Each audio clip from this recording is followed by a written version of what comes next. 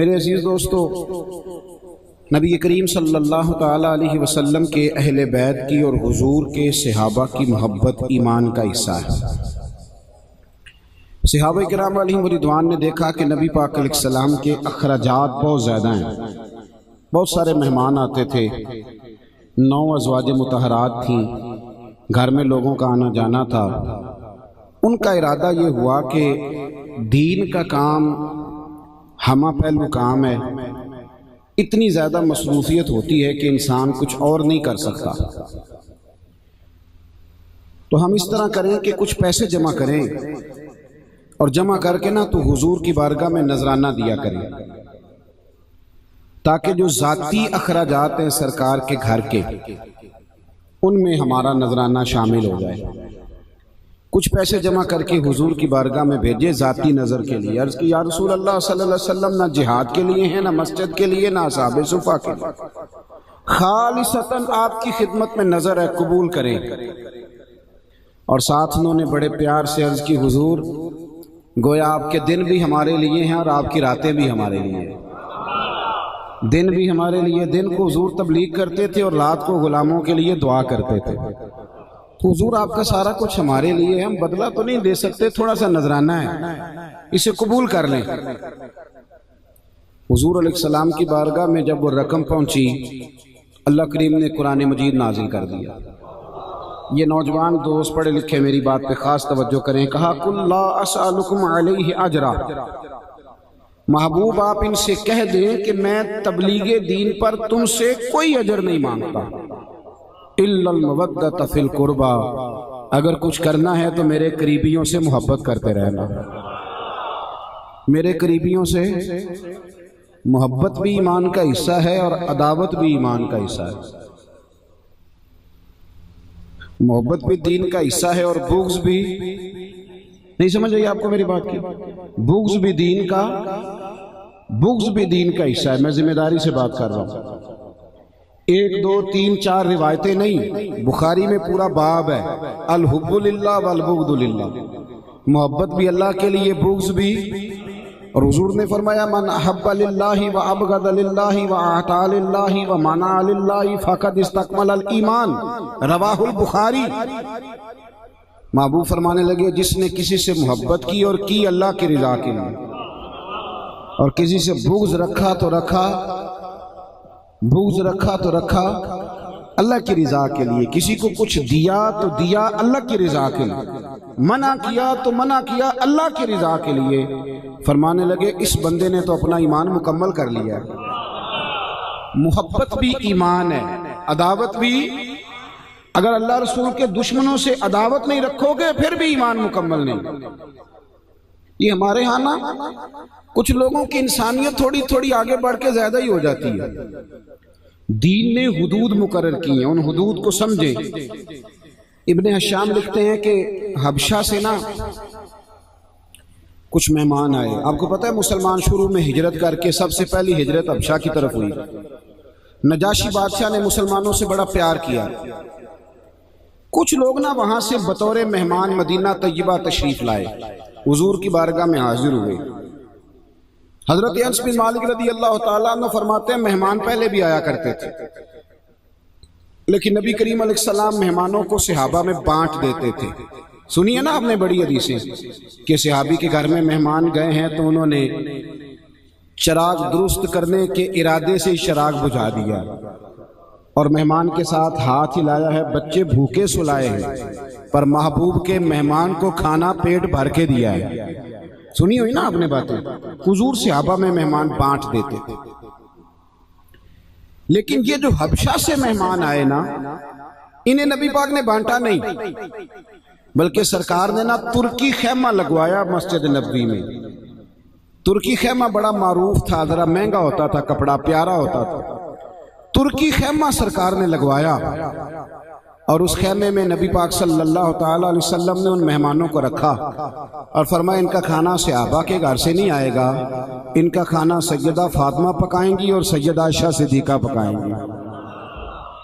یہاں سیدہ عائشہ رضی اللہ تعالیٰ عنہ یا سیدہ فاطمہ الزہرا خاتون جنت رضی اللہ تعالیٰ، حضرت انس کہتے ہیں مہمان پہلے بھی آتے تھے. مہمان دو قسم کے ہوتے ہیں نا.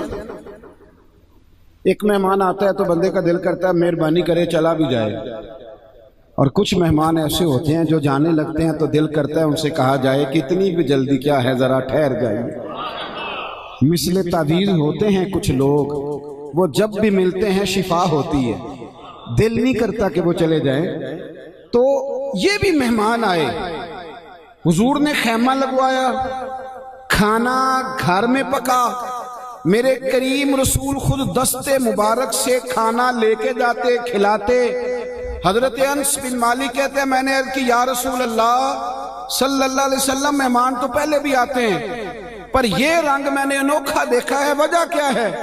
حضور فرمانے لگے انس تمہیں نہیں پتا کہ جب میرے صحابہ وہاں گئے تھے تو ان کے بادشاہ نے بڑی محبت کی تھی, تو جو میرے صحابہ سے محبت کرے میں ان سے محبت نہ کروں, جو میرے غلاموں سے پیار کرے میں ان سے پیار نہ کروں. پتہ چلا جو صحابہ اور اہل بیت سے محبت کرے میرے رسول پاک اس سے محبت کرتے ہیں, نبی کریم اس سے محبت. اب دوسرا پہلو بھی سن لیں, ترمذی شریف کی حدیث ہے سیاستہ کی. نبی کریم علیہ السلام نے فرمایا تھا کہ جب کسی کا جنازہ ہو جائے تو مجھے خبر ضرور کرنا. ایک شخص کا انتقال ہو گیا, نبی کریم صلی اللہ تعالی علیہ وسلم کی بارگاہ میں پیغام دیا گیا کہ فلاں آدمی انتقال کر گیا ہے اور میت جنازگاہ تک چلی گئی ہے. اللہ کے محبوب کو اللہ نے غیب کے خزانوں کی کنجیاں دی ہیں. حضور سید عالم صلی اللہ تعالی علیہ وسلم چاہتے تو گھر میں بتا دیتے معاملہ کیا. توجہ ہے نا میری بات پر. اللہ کے محبوب علیہ السلام نہ جنازگاہ تک گئے, غور کیجئے گا بات پر. حضور جنازگاہ تک گئے اور جنازگاہ میں جا کر, میری طرف دیکھیے گا, جنازگاہ میں جا کر اللہ کے حبیب نے مرنے والے کے چہرے سے کپڑا اٹھایا اور حضور کپڑا اٹھا کے فرمانے لگے میں اس کا جنازہ نہیں پڑھاؤں گا. غور کریں میری بات پر, میں اس کا جنازہ کیوں؟ زکوٰۃ کا منکر تھا, تارک صلاۃ تھا, ضروریات دین میں سے کسی چیز کا انکاری تھا. حضور کیوں نہیں جنازہ پڑھائیں گے؟ رسول کریم نے فرمایا اس لیے نہیں جنازہ پڑھاؤں گا کہ یہ مرنے والا میرے عثمان غنی سے بغض رکھتا تھا. یہ میرے عثمان غنی سے, بولیے, ہماری کوئی انسانیت نہ کوئی 2-3 قدم آگے نکل جاتی ہے دین سے. کہتے ہیں مولوی سانو جنازے بھی نہیں پڑھن دیندے. مولویاں نہیں کسی نال وڈ سانجی ہے. اگر نبی پاک علیہ السلام کسی کا جنازہ نہیں پڑھتے کہ یہ عثمان غنی سے بغض رکھتا ہے تو تو بتا تو کیسے پڑھ لیتا ہے؟ تیرے اندر انسانیت زیادہ آ گئی ہے. اگر رحمت للعالمین رسول جنازہ نہیں پڑھتے تو کیسے پڑھ دیتا ہے؟ سمجھ آئی کہ جو صحابہ اور اہل بیت سے پیار کریں ان کو تو خیمے لگا کے حضور کھانا بھی اپنے دست مبارک سے دیتے ہیں, اور جو صحابہ سے بغض رکھیں وہ مر بھی جائیں تو مصطفیٰ جنازہ نہیں پڑھاتے. وہ مر بھی جائیں, یہ ہے میت کسی بے ادب کی, منہ دکھانے کے قابل نہیں ہے, اور ان کے دشمن پہ لعنت خدا کی, رحم پانے کے قابل نہیں. اپنی زندگی میں کچھ معیار بنائیں. ہمارے ہاں نا اب محبت نہیں ہوتی, بحث ہوتی ہے. محبت نہیں, بحث. یعنی یکم محرم سے لے کر 10 محرم تک لوگ بحث کرتے ہیں کہ امام حسین کی نیاز پکانی چاہیے کہ نہیں پکانی چاہیے, یہ سبیل لگانی چاہیے کہ نہیں, کھانا تقسیم کرنا چاہیے کہ نہیں. تو میں کہتا ہوں صدیاں گزر گئی, ابھی تک یہ بحث کرو گے کہ لنگر ان کا پکانا چاہیے کہ نہیں, یہ رسول اللہ کا خاندان ہے. اب تو یہ مسئلہ پوچھا کرو کہ صاحب امام حسین کا لنگر وضو کر کے پکانا ہے کہ بغیر وضو کے بھی پک جاتا ہے؟ اب تو یہ پوچھا کرو کہ وضو کرنا ہے کہ بغیر وضو کے بھی پک جائے گا. پتہ ہے لنگر کس کا ہے؟ رسول اللہ کے خاندان, نبی کریم کے خاندان. میں لاہور گیا 4 محرم کو, تو کچھ جگہوں سے انسان کی عقیدت ہوتی ہے. میں خادم ہوں بریلی شریف کا, مجھے انہوں نے موضوع دے دیا کہ شان اہل بیت بزبان اعلیٰ حضرت. وہ فتاوی رضویہ میں جہاں جہاں وہ تذکرے ہیں وہ سارے میں دیکھے, کئی جگہوں پہ نشانیاں بھی لگائیں, تو کئی دفعہ تقریر کر کے بھی بندے کو بڑا لطف آتا ہے. مجھے بڑا ہی سرور آیا اہل بیت کی محبت پر بات کر کے واپسی میں گاڑی پہ لیٹا ہوا تھا تو میں منڈے نے پوچھا، میں کہا پتر آج کل ٹھوٹیاں لب جاندیاں نے؟ اے شہروں بندیاں تے نہیں پتا تے پینڈو تے ہاں نہ کرو نا تہاڈی مہربانی، کیونکہ میں پینڈو ہاں، ٹھوٹیاں دا نہیں پتا تانوں؟ میں کسی نے نہیں دسدا کہ تانوں پتا سی۔ آج کل بڑا تانا ہے نا پینڈو ہونا بھی۔ او بھائی میں کہ یار ٹھوٹیاں لب کہندے سب تساں ٹھوٹیاں ہی کرنیاں نے۔ میں کہ میں جدوں مدرسے داخل ہویا نا، جدوں بندے نوں مسئلہ آن لگ پے تے پھر کسی نوں دسے نا، یہ بھی بڑی آزما بھی خراب ہو جاتا نا مسئلے پڑھ کے میرے ورگے بندیاں نے۔ میری اماں جی کہنے لگے کہ ٹوٹیاں لیا دے، مرم آ گیا کھیر ونڈنی، تو میں کہ اماں جی اے جڑیاں گھر پلیٹاں نے انہاں چ بھی ختم ہو جاندا ہے۔ اب میں مسئلہ پڑھیا وہ مجھے کہندے تو بیٹا مفتی رام نال بہو، میں نے ٹوٹیاں لیا کے دے۔ تو ماں سے اب امام اعظم ابو حنیفہ رحمۃ اللہ علیہ کے زمانے میں ایک واعظ تھا، واعظ کہتا تھا، وہ امام صاحب کی والدہ کہتی جاؤ مجھے اس سے مسئلہ پوچھ کے بتا کے دو، تو امام صاحب کہتے ہیں وہ میرا شاگرد ہے، کہتی نہیں نہیں تیری تو مجھے سمجھ نہیں آتی۔ امام صاحب اس کے پاس جاتے، جا کے کہتے ہیں کہ اس مسئلے کا حل بتاؤ، تو وہ کہتا ہے جی حضور مجھے کیا پتا، میں تو آپ کا شاگرد ہوں۔ تو امام صاحب فرماتے ہیں کہ اچھا میں تجھے سوال کا جواب بتاتا ہوں، توجہ ہے میری بات پر؟ ادب والے لوگ ادب والے ہوتے ہیں۔ امام اعظم اسے کہتے ہیں میں تجھے سوال کا جواب بتاتا ہوں، پھر تو مجھے بتا، کیونکہ میں اپنی اماں کو بتاؤں گا نا کہ اس سے پوچھ کے آیا ہوں تو وہ تبھی مطمئن ہوگی۔ تو مجھے بتا، مجھ سے سن۔ بزرگوں کو راضی، اس لیے مہربانی کریں، ہم ایسی لاکھوں کتابیں قابل ضبطی سمجھتے ہیں کہ جن کو پڑھ کے بیٹے باپ کو خبتی سمجھتے ہیں۔ تعلیم حاصل کر کے جس نے ابے کو جاہل کہہ دیا اس سے بڑا جاہل کون ہے؟ جس نے علم پڑھ کے اماں کو ان پڑھ کہہ دیا اس سے بڑا ان پڑھ کون ہے؟ ہم ایسی لاکھوں کتابیں قابل ضبطی سمجھتے ہیں کہ جن کو پڑھ کے بیٹے باپ کو خبتی سمجھتے ہیں۔ خدا رہا واپس آئے تو میں نے اس سے کہا، میں نے کہا میں اماں جی سے کہتا میں ٹوٹیاں کی کر دیاں جی دوجی پلیٹ چیز تو ختم ہو جاندہ ہے نا۔ تو میں نے کہنا پتر امام حسین دی نیاز کسی نے دیکھ کے تو پھر انہوں کہنا ساڑھا پانڈا واپس کر۔ یہ اہل بیت نبوت کے ساتھ پیار ہے کہ بندہ برتن واپس مانگے، لہذا تو میں نے 4 درجن ٹوٹیاں لیا دے۔ میں کہ یار میں نے سمجھ لگ دی کہ بندے ان پڑھ سن پر پیار سچا سی، پیار خالص تھا۔ تو میں نے 20 دفعہ نا 10 محرم پہ باقاعدہ ٹوٹیاں منگوائی، میں نے وہ منگوا کے ان میں کھیر بنائی۔ آپ یقین کریں بڑے سالوں کے بعد اماں جی کا انتقال ہو گیا، زمانہ بیت گیا، اب وہ جو رنگ اپنے گھر میں، اور میں نے گھر والی سے کہا کہ مدد نہیں لینی کسی کی، یہ کھیر آپ نے خود بنانی ہے، اور پھر اس پہ ختم شریف بھی میں نے خود پڑھنا ہے۔ آپ کو پتا نا جب 2-4 تقریریں بندہ کرنے لگ جائے تو ختم شتم نہیں پڑھتا۔ یہ خطیب حضرات مجھ سے ناراض نہ ہو جائیں، خطیب تے بانگ بھی نہیں پڑھتے، بانگ دا ثواب 10 دینے پڑھتے نہیں، حالانکہ بانگ اذان دینا بڑی عزت کی بات ہے، وقار کی بات ہے۔ میں نے کہا ختم بھی پڑھیں گے اور الحمدللہ تعالیٰ وہ والا اصالِ ثواب کریں گے جو قرآن مجید ہم نے گھر والوں نے خود پڑھا ہے، طالب علموں سے ادھارا لے کے نہیں کہ دینا 2-4 سپارے دینا، اس طرح نہیں، جو ہم نے خود پڑھا وہ کھیر گھر میں پکائیں گے، ٹوٹیاں بھریں گے، اس لیے کہ جب مصطفیٰ کے گھرانے کا ذکر کریں گے تو اللہ ہمارے بچوں پہ بھی رحم فرمائے گا، ہماری نسلوں پہ اللہ کرم فرمائے گا۔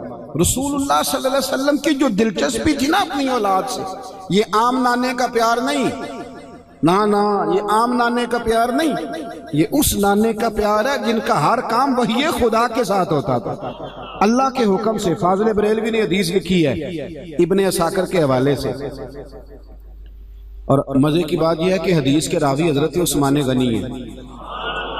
حضرت عثمان غنی فرماتے ہیں کہ نبی پاک علیہ، اور یہ اعلیٰ حضرت ہے نا، کسی نے پوچھا تھا سید کو زکوٰۃ لگ جاتی ہے؟ تو جواب تو اتنا بھی کافی تھا کہ نہیں لگتی، تو اعلیٰ حضرت نے اس پر دلائل دیے کہ نہیں لگتی، پھر ایک صفحہ اعلیٰ حضرت نے پورا لکھا ہے پر کمال کر دی، ملک سخن کی شاہی تم کو رضا مسلم، کمال کر دی، اور فرمانے لگے تم نے پوچھا کیوں ہے کہ سید کو زکوٰۃ لگتی ہے کہ نہیں لگتی؟ فرمایا تمہارے پاس جو کچھ بھی ہے سیدوں کے نانا کا صدقہ ہے، اور فرمایا انہیں اپنے پاک مال میں سے وہاں خرچ کرو، اور حدیث لکھی ہے آپ نے ابن عساکر کے حوالے سے، راوی حضرت عثمان غنی ہے۔ توجہ ہے میری بات پر؟ حضرت صاحب آگے ہیں،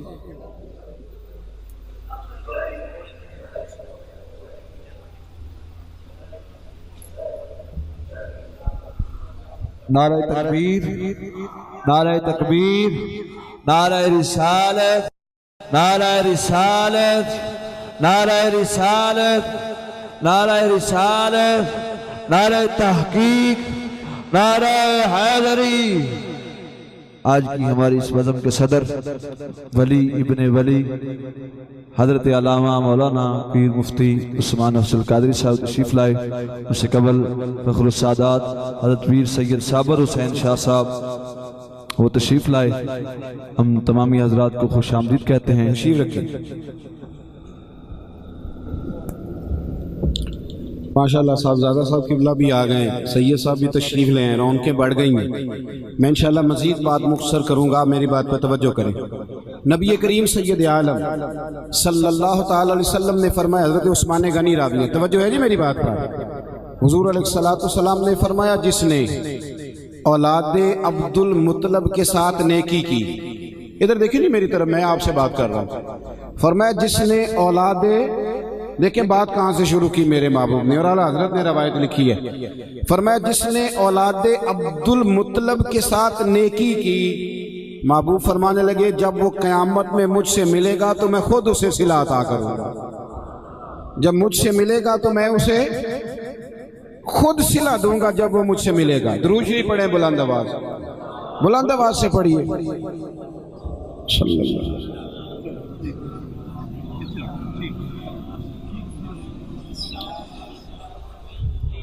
فرمایا جب مجھ سے ملے گا نا وہ تو میں خود اسے صلہ دوں گا۔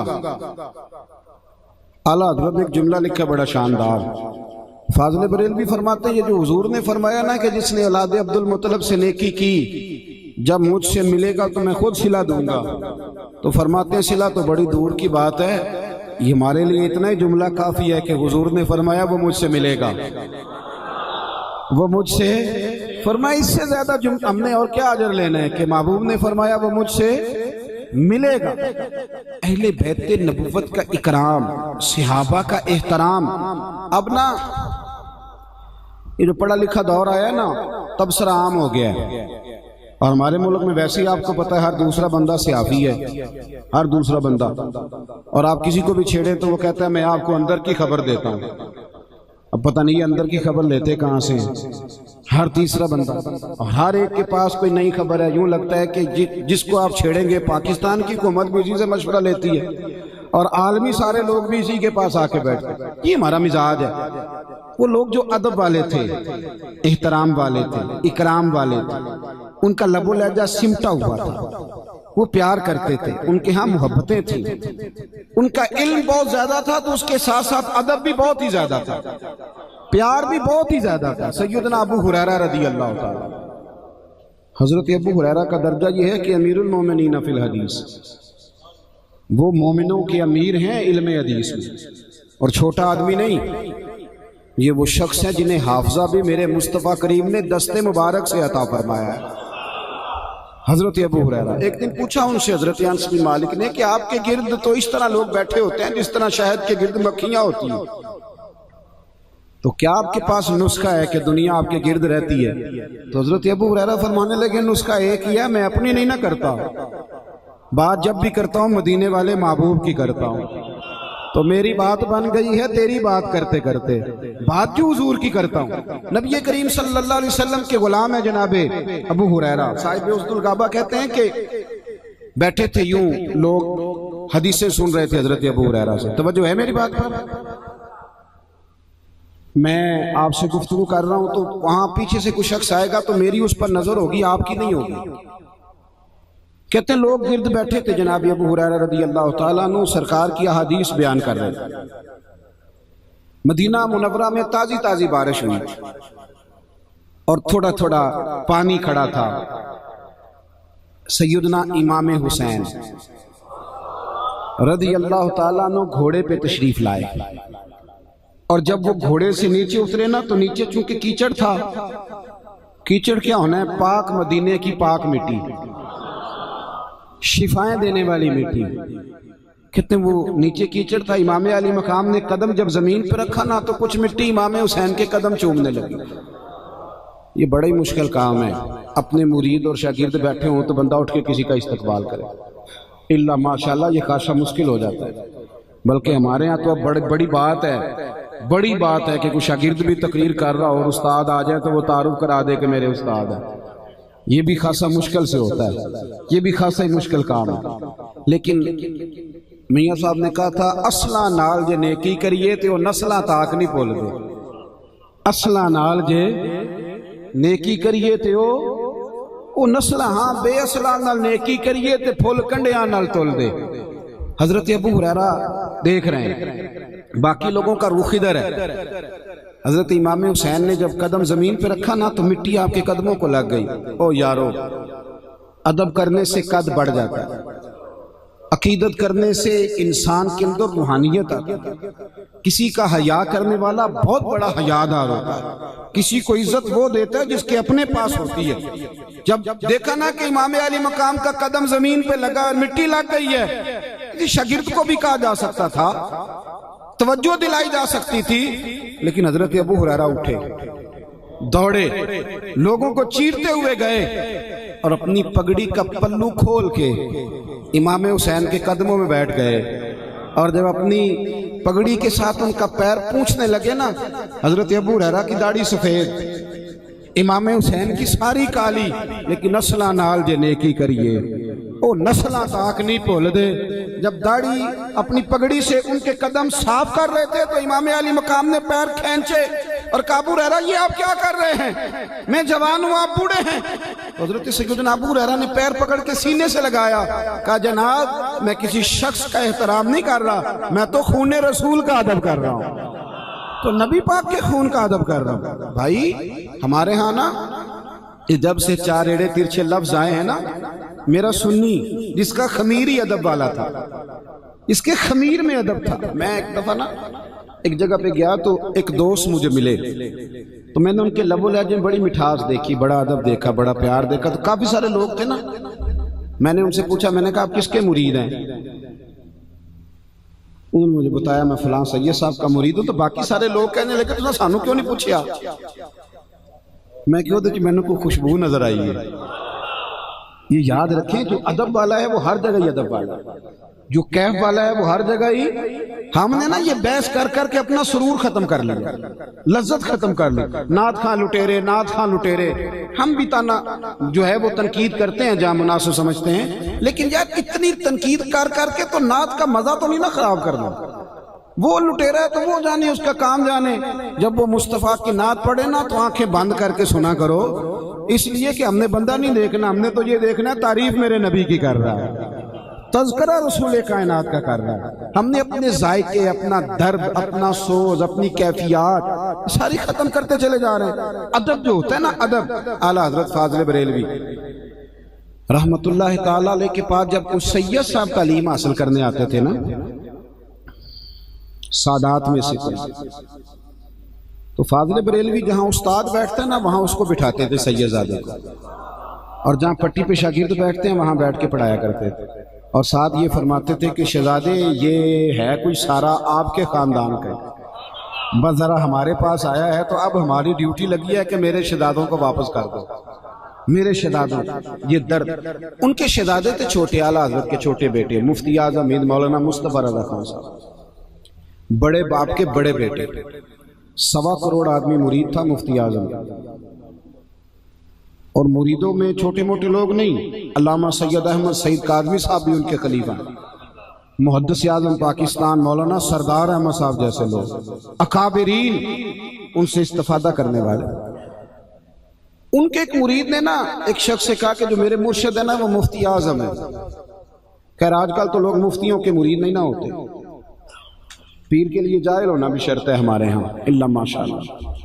یعنی یہ مفتی صاحب ہیں اور یہ پیر صاحب. میرے پاس بھی ایک نمازی آتا تھا جمعے میں، تو ہر جمعے اپنے پیر صاحب کی کوئی نہ کوئی کرامت سنا جاتا تھا. تو آپ کو پتہ ہے تھوڑا سا انکار کر کے بندہ بے ادب بھی ہو جاتا ہے کئی دفعہ، تو میں چپ کر کے سن لیتا تھا. ویسے جڑے محرم راز حقیقت دے ہو تے راز حقیقت کھول دے ہی نہیں. اے جنہ ویکھیا نہیں ہو کرن گلاں، جنہ ویکھ لیا ہو تے بول دے ہی نہیں. تو ایک دن نا میرے پاس آیا، کہنے لگا میرے بھائی نے نا طلاق دے لی اپنی بیوی کو، تو رہتا تھا ہر وقت پیر صاحب کے ساتھ. تو مسئلہ بتائیں. میں کہا پیرانو پوچھ، کہنا انہوں نے آکھیا نہیں کسی پڑھے لکھے بندے نہ گال کر. میں کہا پھر دا مطلب ہے وہ جاہل نے. تو حضرت سلطان باؤ کا تو فتویٰ بان علموں جو کرے فقیری وہ کافر مرے دیوانہ ہو. تھوڑا سوچیں، کچھ معیار اور کچھ سٹیٹس بنائیں، اس پر غور کریں. حضور مفتی اعظم رحمت اللہ علیہ کا مرید کہنے لگا اپنے دوست تھے کہ میرے شیخ مفتی اعظم ہے.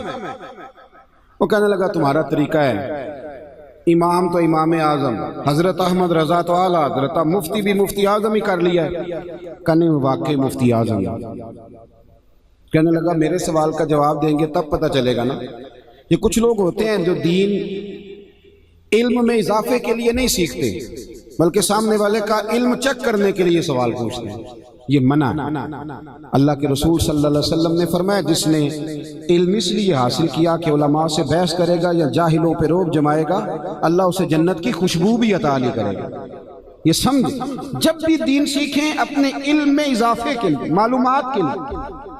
کہنے لگا میرے سوال کا جواب دیں گے تو مفتی اعظم مانوں گا نا. چلو. حضرت مفتی اعظم رحمت اللہ علیہ کی بیٹھک کے 3 دروازے تھے.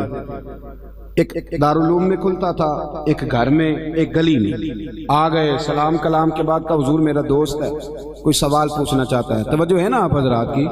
میں بڑی جلدی سمیٹ رہا ہوں. کچھ پوچھنا چاہتا ہے. فرمایا بھائی پوچھو. کہنے لگا جی نبی پاک صلی اللہ علیہ وسلم کی 4 شہزادیوں کے نام بتائیں. سوال پوچھا، اس کے خیال میں بہت بڑا سوال تھا. اب حضور مفتی اعظم نے کیا کیا، جو دروازہ کھلتا تھا نا گھر کی طرف، اس دروازے اندر چلے گئے. تنقید بڑی آسان ہے، تعمیر بڑی مشکل. وہ کہنے لگا تو کہتا تھا مفتی اعظم ہے، انہیں 4 بیٹیوں کے نام نہیں آتے شہزادیوں کے، وہ تو کتاب دیکھنے چلے گئے. اب یہ مرید بھی پریشان ہو گیا کہ حضرت جی موٹی کی بات تھی، آپ بتا دیتے سیدہ زینب، سیدہ رقیہ، سیدہ ام کلثوم، سیدہ فاطمہ الزہرا، آپ بتا دیتے بات ختم ہو جاتی. پریشان ہے، وہ بار بار کہے جا رہا ہے وہ کتاب دیکھنے گئے. میرے دوستو تھوڑی دیر کے بعد حضور مفتی اعظم تشریف لائے تو داڑھی سے پانی کے قطرے گر رہے تھے. فرمانے لگے میں وضو کرنے گیا تھا، میں نے اپنے محبوب کی بیٹیوں کے نام کبھی بغیر وضو زبان سے ادا ہی نہیں کی. میں وضو کرنے گیا تھا. میرے والد کا عقیدہ ہے کہ تیری نسل پاک میں ہے بچہ بچہ نور کا، تو ہے عین نور، تیرا سب گھرانہ نور کا. حضرت عبداللہ ابن عمر فرماتے ہیں، اس روایت کو بھی اعلیٰ حضرت نے لکھا ہے، فرماتے ہیں نبی پاک علیہ السلام نے پیغام بھیجا، حضور نے پیغام بھیجا. سارا دن امام حسن اور حسین حضور کی بارگاہ میں رہتے تھے، ساتھ ہی تو دروازہ تھا سیدہ پاک کا. حضور نے پیغام بھیجا، فرمایا فاطمہ سکھو ذرا حسن کو بھیجے، میرا ملنے کو دل کرتا ہے. میرا بھی تو کبھی دل کرنا چاہیے نا کہ کوئی امام حسن کی منقبت پڑھے. میں بھی تو اسپیشل جا کے کسی نعت خاں سے کہوں نا کہ آج مجھے امام حسین کی تعریف سناؤ. میں اسپیشل کسی سے کہوں نا، کسی علامہ صاحب سے، مفتی صاحب سے، کہ آج جناب صدیق اکبر کی فضیلت پر کوئی بات سنائیے، حضرت عمر کے بارے میں کچھ بتائیے، کبھی دل کرے نا. حضور نے فرمایا کہ حسن کو بھیجو ذرا، میرا ملنے کو دل کرتا ہے. کہتے تھوڑی دیر ہو گئی امام حسن کے آنے میں. اعلیٰ حضرت فرماتے ہیں لگتا یہ ہے کہ سیدہ فاطمہ نہ انہیں نہلا رہی تھی، خوشبو لگا رہی تھی کہ حضور کی بارگاہ میں حاضری دینے جانا ہے. تھوڑی دیر ہو گئی آنے میں. کہتے جب امام حسن نکلے نا کمرے سے، حجرہ نور سے، اللہ کے محبوب نا گھٹنوں کے بل زمین پر بیٹھ گئے اور حضور نے یہ دونوں بازو کھول دی. امام حسن دوڑے اور جب آ کے محبوب کے سینہ علم نشرہ سے لگے تو اللہ کے رسول نے ماتھا چوما، پھر رخسار چومے. حضرت عبداللہ ابن عمر کہتے ہیں نبی کریم کی آنکھوں میں میں نے آنسو دیکھے، اور پھر جو حضور نے دعا فرمائی مجھے لگا کہ یہ رنگ، یہ محبت کا انداز. اللہ کے حبیب فرمانے لگے اے اللہ میں حسن سے محبت کرتا ہوں، تو بھی اس سے محبت فرما، اور جو میرے حسن سے پیار کرے تو ان سب سے محبت فرما. دوستو محبتیں کرنا، پیار کرنا، جذبات کا اظہار کرنا، شوق پیدا کرنا. وارفتگی ابھی میں آیا ہوں نا تو مجھے ہمارے سیالوی صاحب کے والد صاحب کہہ رہے تھے میرے بچے بڑے شوق سے امام علی مقام کی محفل سجاتے ہیں.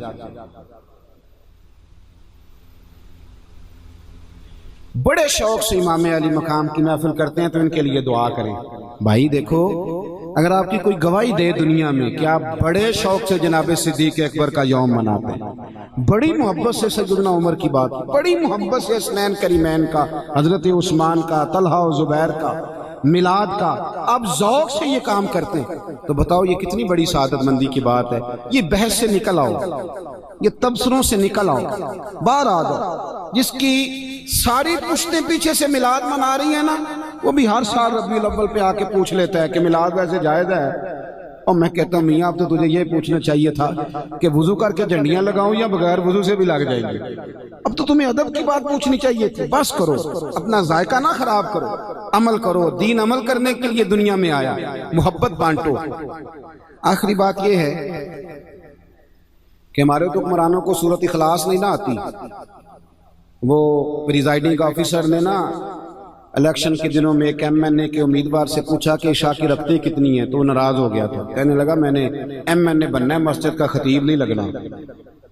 تو یہ آپ مجھ سے کس طرح کے سوال کر رہے ہیں، یہ حال ہے۔ لیکن یزید تو جامع مسجد دمشق کا خطیب تھا بھائی، پگڑی داڑھی والا بندہ تھا،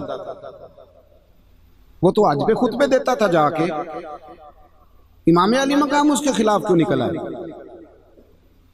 میں نے کہا ان کو تو سورۃ اخلاص نہیں آتی، وہ تو جمعہ پڑھاتا تھا، وہ تو خطیب تھا، امام علی مقام کیوں نکلے؟ تو امام کے سارے خطبے اٹھا کے دیکھ لو، امام حسین فرمانے لگے میں نے اسے اپنی آنکھوں سے شراب پیتے دیکھا۔ امام حسین رضی اللہ تعالیٰ عنہ فرمانے لگے نمازیں چھوڑ کے پڑھتا ہے۔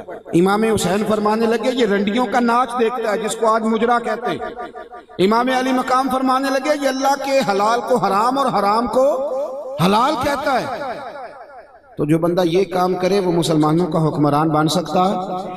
بڑی عجیب بات ہے نا کہ ہر الیکشن میں بڑے شرابی کی بڑی فوٹو کے نیچے چھوٹی میری بھی لگی ہو، اور محرم آئے تو دیگے بھی میں 10 پکاؤں۔ تو میں یزیدی سوچ کا وارث ہوں کہ حسینی سوچ کا؟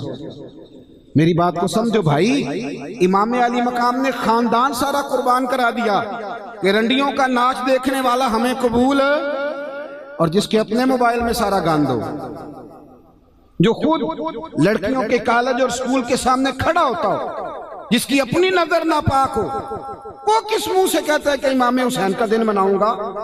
رزق حلال اور نظر پاک ہو تو پھر بندہ حسینی فکر کا وارث ہوتا ہے۔ اور اگر تو سارا گاند رات کو دیکھتا ہے، بے حیائی، فحاشی اور عریانی کرتا ہے، تو پھر جناب علی اکبر کا ہاتھ ہوگا اور تیرا میرا گریبان ہوگا۔ پھر حضرت علی اصغر اللہ کی عدالت میں ہمارے خلاف مقدمہ کریں، ہم پرموٹ کریں یزیدی سوچوں کو، بے حیائی کو، فحاشی کو، عریانی کو۔ امام علی مقام نے نا 9-10 محرم کی درمیانی رات ابن سعد نے آ کے کہا کہ 2 ہی باتیں، یا آپ یزید کے ہاتھ پہ بیعت کریں یا جنگ کریں، 2 ہی باتیں۔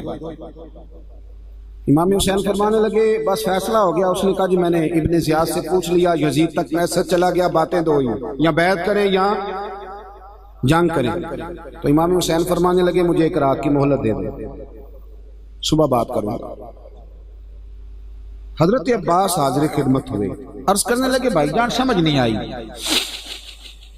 مجھے پتا ہے کہ فیصلہ آپ کا وہی ہے جو صبح ہونا ہے، فیصلہ اب بھی وہی ہے اور صبح بھی وہی ہے، بیعت آپ نے شرابی کی کرنی کوئی نہیں۔ پتہ ہے ہمارے حکمران بھی اس طرح کے مذہب چاہتے ہیں، اس طرح کا دبئی میں ہے، مسجد بھی بہت بڑی اور 3 کلومیٹر پہ شراب خانہ بھی بڑا، جس کا دل کرے ادھر جائے، جس کا دل کرے۔ اسی طرح کا اسلام اللہ ماشاءاللہ تمام اسلامی حکمران چاہتے ہیں، پر امام حسین نے فرمایا نہ بھائی، جہاں میرے نانا کے نام کی اذان پڑھی جائے گی وہاں شرابیں نہیں چلیں گی، وہاں بے حیائیاں یہ کام نہیں ہونے دیں گے۔ کہا جناب فیصلہ آپ کا وہی ہے، آپ نے اس کی بیعت تو کرنی نہیں، تو جنگ ہی ہونی ہے، تو حضور آپ نے رات کی مہلت مانگ لیا، تو یزیدی کیا سوچیں گے کہ امام نے مہلت مانگ لی؟ توجہ ہے میری بات پر؟ ختم کر رہا ہوں، سبق دے رہا ہوں، رزلٹ بیان کر رہا ہوں۔ آپ نے کیوں مہلت مانگی؟ تو امام حسین فرمانے لگے عباس تیرا کیا خیال ہے؟ میں نے سوچنے کے لیے مہلت مانگی ہے۔ کہا بھائی جان پھر بتائیں۔ تو میرے امام کا یہ جملہ کبھی نہ بھولنا۔ امام علی مقام فرمانے لگے عباس تجھے پتہ ہے نا مجھے سجدوں سے بڑا ہی پیار ہے، تجھے پتہ ہے مجھے تلاوت سے بڑا ہی پیار ہے، تجھے پتہ ہے مجھے دعا اور استغفار سے بڑی ہی محبت ہے۔ فرمایا ایک رات اس لیے لی ہے کہ میں ذرا کھول کے اپنے رب کی بارگاہ میں سجدے کروں، میں ذرا کھول کے دعا کروں، استغفار کروں۔ سنگیو، ہماری بحث 5 گھنٹے کی ہو، لیکن درود پاک کی باری آئے تو یہاں ہمیں کام یاد آ جائے، یہاں ہمیں نیند آ جائے۔ تو امام علی مقام کا تو سجدوں سے پیار ہے۔ امام حسین نے سر سجدے میں کٹایا ہے اور تلاوت نیزے کی نوک پہ بھی جاری رہی۔ اگر تیری نماز قضا ہوتی اور تو نے قرآن کبھی کھول کے نہیں دیکھا تو پھر بتا تو کس فکر کا مالک، کس سوچ کا تو مالک۔ اپنی دلچسپیاں حقیقت کی طرف لائیں، حقیقت کا سفر کریں۔ امام حسین کے خیموں میں 3 دن تک کھانا اور پانی بند رہا ہے، پر قرآن پاک کی تلاوت 1 منٹ کے لیے بھی بند نہیں ہوئی، نماز کسی کی ایک بھی قضا نہیں ہو گئی۔ اور تیری بیٹے کی شادی پہ بھی نماز قضا ہو جاتی ہے، تیری منگنی اور ولیمے پہ بھی نماز رخصت ہو جاتی ہے۔ خدا را واپس لوٹیں، اصل کا سفر کریں۔ ایک تو عقیدت مند بنے، نیاز مند بنے، باادب بنے، اور دوسرا ان سوچوں کی پیروی کریں۔ آپ کو نا شرابی، فاسق اور فاجر آدمی دیکھ کے غصہ آنا چاہیے، اظہار بیزاری پیدا ہونا چاہیے۔ ہمیں تو مصیبت لگ گئی ہے، فوٹو کھچانی ہے، اور جس طرح کا مرضی ہو، یہ ہم سے نہ رقم ہوں گے قصیدے یزید کے، ہم لوگ تو حسین کے سیرت نگار ہیں۔ اور ویسے بھی دوستی قاتل سے بھی، مقتول سے یارانہ بھی، یہ کیسے ہو سکتا ہے؟ اپنی سوچوں کے زاویے درست کریں، کھڑے ہونا سیکھیں، کھڑے ہونا۔ نظریں پاک محمد بن قاسم آئے نا یہاں لڑائی کرنے کے لیے، بڑے پریشان تھے محمد بن قاسم۔ ایک بزرگ ملے تو کہنے لگے بیٹے کیوں پریشان ہو؟ اس نے کہا جی نیا علاقہ ہے، راجے دہر سے مقابلہ ہے، زبان آتی نہیں، رستوں کا پتہ کوئی نہیں، کیسے لڑوں گا؟ نوجوان میری بات پہ غور کریں۔ کچھ دنوں کے بعد وہ بزرگ دوبارہ ملے تو محمد بن قاسم بڑے خوش تھے، مطمئن تھے، حشاش بشاش۔ بزرگ کہنے لگے کیا ہوا؟ ابھی جنگ تو ہوئی نہیں۔ کہنے لگا حضرت جی مجھے پتہ چل گیا ہے، راجہ دہر چند گھنٹے میرے سامنے کھڑا نہیں ہو سکتا۔ آپ کو کیسے پتہ چل گیا؟ کہنے لگا میں نے تحقیق کرائی ہے، میں نے سنا ہے نظر کا گندہ ہے، اس کے تو ماموں کی، پھپھو کی، چچا کی بیٹیاں اس کی میلی نظر سے نہیں بچتی۔ جو لوگ نظر کے گندے ہوتے ہیں وہ میدانوں میں کھڑے رہنے کے قابل نہیں ہوتے۔ ہاں نظر پاک ہو تو انسان میدان میں کھڑا رہتا ہے۔ تو میرا مقابلہ نہیں کر سکتا۔ حسینی وہ ہوتا ہے جس کی نظر میں صفائی ہوتی ہے، بات میں صداقت ہوتی ہے، جس سے میدان میں ٹھہرنا آتا ہے، جو سویرے بات اور کرے، دوپہر کو اور کرے، شام کو اور کرے۔ اس کا امام علی مقام کی سوچ سے کیا واسطہ؟ ذرا کھڑا ہونا سیکھے، کھڑا ہونا۔ ہوا کا رخ دیکھ کے فیصلے نہ بدلا کرو، بلکہ فیصلے اس طرح آپ کے فیصلوں سے دنیا بدل جائے۔ انقلابی وہ لوگ ہوتے ہیں جو بدل دیتے ہیں دنیا کو۔ انسان کو بیدار تو ہو لینے دو، ہر شخص پکارے گا ہمارے ہیں حسین۔ جیسا کہ میں نے شروع میں عرض کیا تھا کہ محفلیں کسی شخص سے منسوب نہیں، یہ اللہ رسول کے نام کی۔ میں آیا، اپنی حاضری دی، بعد میں لوگ آئیں گے، اس سے پہلے بھی لوگ آتے رہے، تو محافل سرکار کی محافل سمجھ کے آپ سنا کریں۔ ابھی انشاءاللہ نعت ہوگی، حضرت صاحب زادہ صاحب علمی فکری بات کریں گے، سید صاحب تشریف فرمائیں۔ میری مجبوری ہے، مجھے واپس پہنچنا ہے۔ اللہ تعالیٰ آپ کو سلامت باکرامت رکھے، جو میں کہہ سکا اللہ قبول فرمائے۔ دوران گفتگو جہاں بھول گئے اللہ ہم سے درگزر فرمائے۔ آخر دعوانا ان الحمدللہ۔